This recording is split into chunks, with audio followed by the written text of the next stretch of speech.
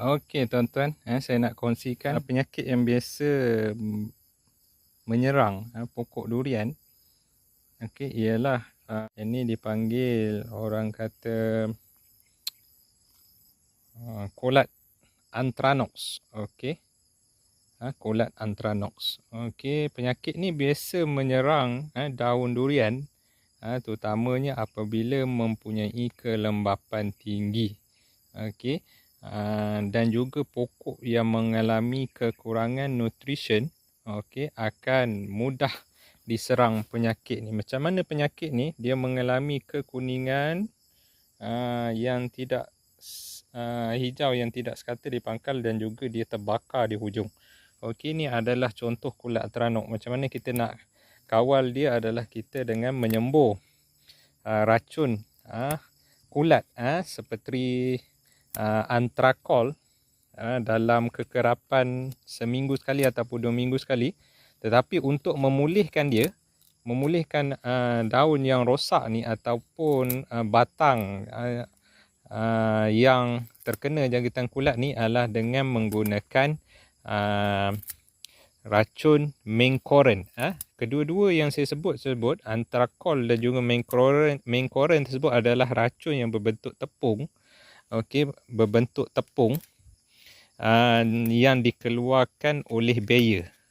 Okey, jenama Bayer. Banyak jenis kulat yang berada di pasaran, tetapi yang saya biasa gunakan adalah antrakol dan juga menkoren. Untuk merawat yang begini saya akan gunakan menkoren. Tapi untuk orang kata untuk mengelakkan jangkitan, tiap-tiap minggu ataupun 2 minggu sekali saya akan sembur racun serangga antrakol lah tiap-tiap minggu untuk mengelakkan dia. Kalau untuk merawat saya gunakan menkoren. Okey, tu sebab apa saya gunakan tersebut, bukan saya promote, tetapi dia adalah mampu milik lah bagi kita. Sebab apa? Dia dijual, kalau antrakol dijual sekilo, okey, dengan harga RM30. Jadi mampu milik lah. Kalau racun lain, saya tak, orang kata, tak nafikan keberkesanan dia, memang bagus.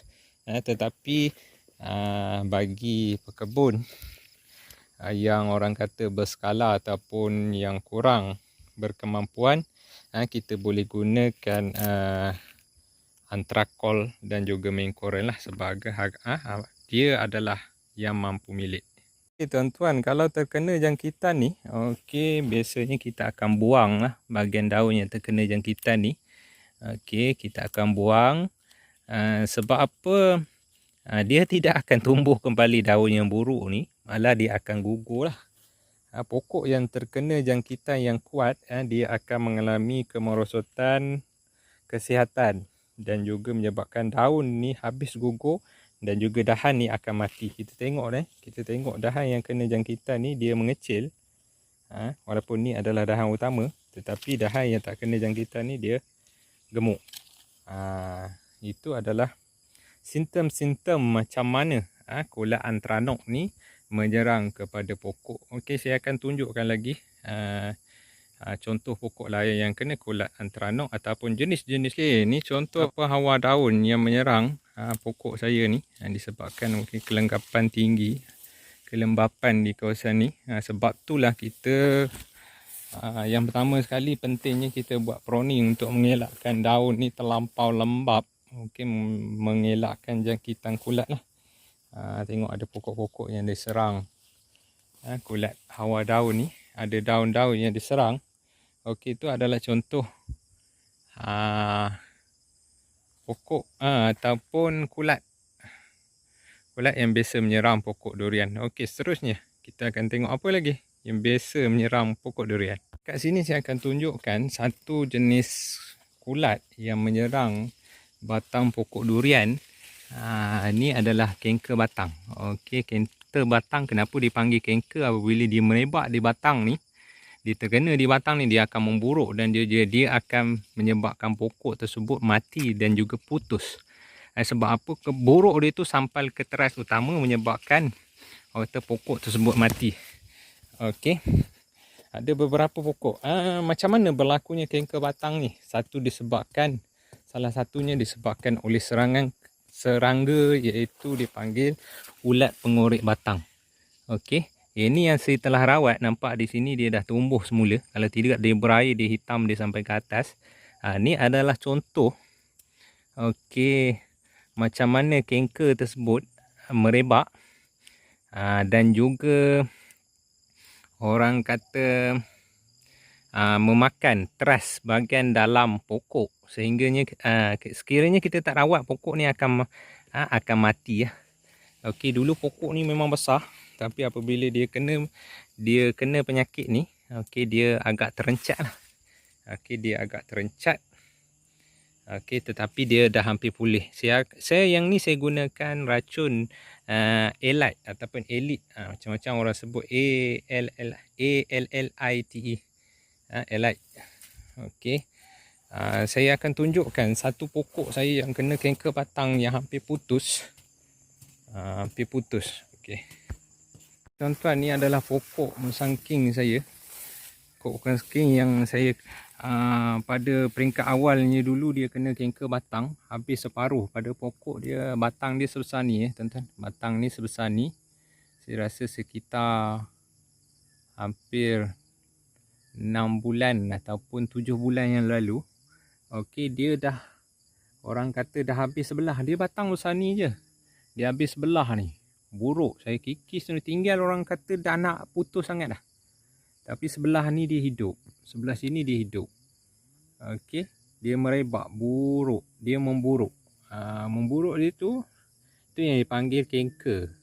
Dia akan memburuk tersebut, dia akan menyebabkan pokok tu mati sekiranya tak rawat. Dia buruk sampai ke bawah ataupun sampai keliling, dan pokok ni akan tumbang. Okey. Penyakit kanker batang yang ni, okey, mudah kita rawat berbanding dengan penyakit buruk akar yang kita tak sedar dekat bawah. Penyakit buruk akar ni ataupun kulat di bahagian akar ni disebabkan oleh kelembapan ataupun air yang bertakung di bahagian bawah lah. Kalau macam yang begini, kita boleh nampak simptom dia. Yang pertama, dia akan hitam tuan-tuan. Dia hitam, lepas tu kita nampak permukaan dia sama tapi dia hitam. Apabila kita jolok dia buruk. Dia dah berlubang di dalam, kita boleh korek dan juga dia akan mengeluarkan lendir dan juga air lah.